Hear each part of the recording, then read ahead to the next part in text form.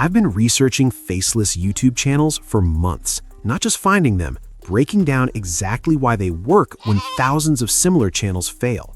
And I keep seeing the same pattern. The channels making real money aren't doing anything complicated. They've just figured out one thing most creators completely ignore. In this video, I'm breaking down 7 channels that cracked the code. I'll show you their exact strategy, the numbers behind it, and how you can build something similar without copying them directly. Let's get into the first one. This channel made $7,000 in 8 days. 7 videos, every single one went viral. Here's exactly what happened.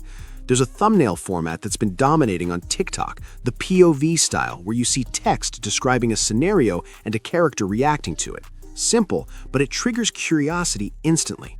One creator tried it on YouTube with a 2D animated channel, got 700,000 views. Someone posted about it online saying this format works for any animation channel. This guy actually listened. He took that exact thumbnail style, applied it to his content, and posted daily for 8 days straight. The result? Over $1,000 per video. Not because his content was better than everyone else's, but because he was first to properly execute a proven format on a new platform. Here's what the most people get wrong about this. They see a viral format and try to copy it in the same place it already exists. That's backwards.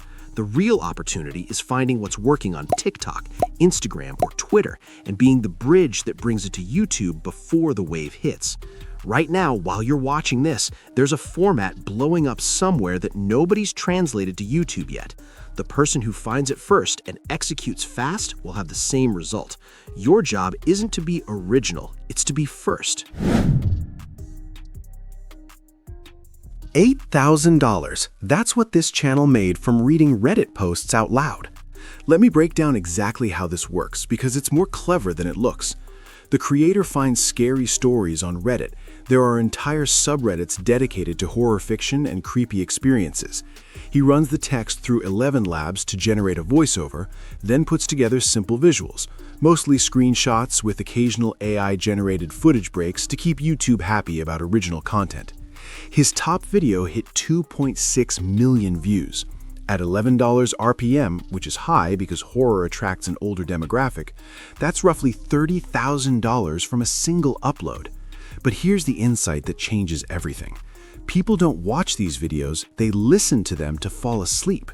Think about what that means for the algorithm. Someone hits play, closes their eyes, and the video runs for 2 hours straight. Watch time goes through the roof. When you add playlists that autoplay the next video, you're getting 4, 5, 6 hours of continuous viewing from a single session. That's why the RPMs are so high. YouTube sees insane engagement metrics and rewards it. Now, scary stories specifically are getting crowded, but Reddit has thousands of other communities nobody's touched. I found threads dedicated to social dilemmas, those "am I wrong for doing this" posts that everyone has an opinion about, threads about embarrassing mistakes and regrets, relationship drama, romance stories. Each one of those is the same format with zero competition. Same production process, same sleep-listening audience, completely different content vertical. The format is the asset. The specific topic is interchangeable. This channel has close to 1 billion total views. Last 30 days alone, 417 million views, and roughly $649,000 in revenue. They post 2D animated stories about moral lessons, but that description completely misses why they actually work. Look at their most viral uploads. They're not covering real tragedies or serious ethical dilemmas. Their biggest hits are about a dad deleting his son's Minecraft world, a kid being forced to destroy his Xbox. These topics seem random until you understand the psychology. Every one of these videos splits the audience into 2 groups. Group 1, people who experienced something similar growing up. Strict parents, unfair punishments, having something they loved taken away. These viewers feel validated. Finally, someone understands what they went through. Group 2, people who think this is ridiculous. Kids being dramatic over video games. Parents have every right to discipline however they want. These viewers feel compelled to argue. Both groups comment, both groups share, both groups watch until the end because they're emotionally invested in the outcome. In content strategy, this is called creating an enemy. You're not telling a neutral story, you're designing a narrative that forces people to pick a side. The technical execution is secondary. What matters is choosing topics where reasonable people will violently disagree. I think 2026 is going to be massive for 2D animated channels. The tools are getting cheaper, the audience is growing, and most creators still don't understand this psychological trigger. If you're building in this space, study these thumbnails and titles carefully. The pattern is obvious once you see it. Okay, let's talk about this. An AI-generated monkey doing absolutely nothing interesting. 67 million views, around $12,000. I have complicated feelings about this. Studies show over 30% of YouTube Shorts is now AI-generated content like this. Low effort, high volume, algorithm-optimized garbage. As someone who cares about quality content, I hate that this works. YouTube is actively trying to fight it, updating policies, adjusting how they calculate engagement, trying to clean up the feed. But here's the reality. As of right now, channels posting this content are still getting hundreds of millions of views. The algorithm hasn't caught up yet. I'm not going to tell you to do this. I'm also not going to pretend it doesn't exist. What I will say is this. If YouTube keeps pushing this content, the window stays open.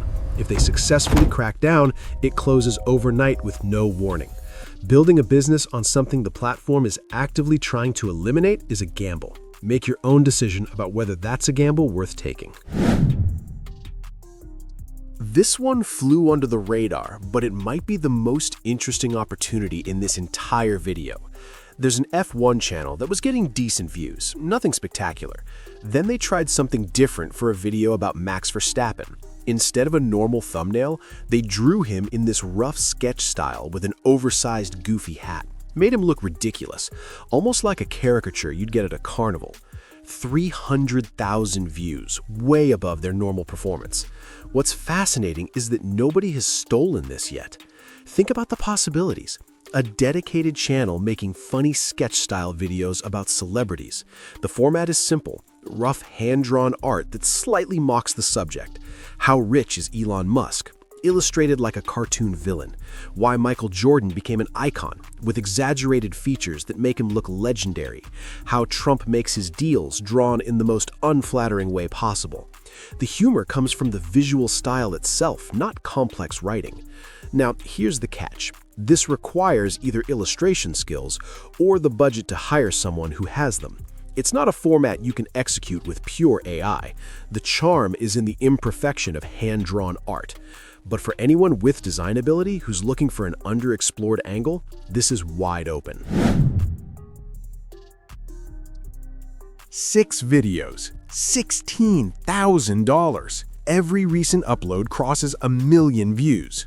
This is an Asian creator living in the US sharing his personal experiences entirely through faceless animation.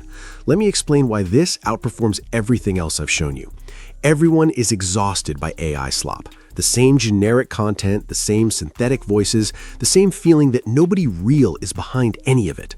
This channel delivers something AI fundamentally cannot create, a genuine human perspective. His immigration story, the culture shock of moving to America, the specific experiences that only someone with his background would have. The animation keeps it faceless. He never appears on camera, but the content is deeply personal in a way that builds real connection with viewers. Here's why this matters strategically. You cannot copy this channel. You can copy formats, you can copy editing styles, you can even copy scripts if you're shameless about it, but you can't copy someone's life experience. It's a moat that gets stronger over time because every video adds more personal context that competitors can't replicate. The niche itself isn't Asian American experience. That's just his version. The niche is personal storytelling through animation. Your version could be completely different. Your career change from corporate job to something unexpected. Your experience growing up in a specific place or culture. Your journey through a health challenge or major life transition. The question isn't whether this format works. The question is whether you have a story worth telling. If you do, this is probably the highest ceiling opportunity in faceless YouTube right now. If you don't, none of the technical execution matters. Remember Nick Invests? AI finance character, massive success. Everyone tried to copy him. This creator, Bob Invests, copied everything too. Same format, same visual style, same type of scripts about personal finance. One difference, he changed the AI character to a black man and started speaking directly to African American viewers about their specific financial situations. $33,000 in his first months of posting. This is called a target audience flip. You take a format that's proven to work and change who it's for. Nick's content wasn't speaking to black audiences. His examples, his references, his entire framing was generic.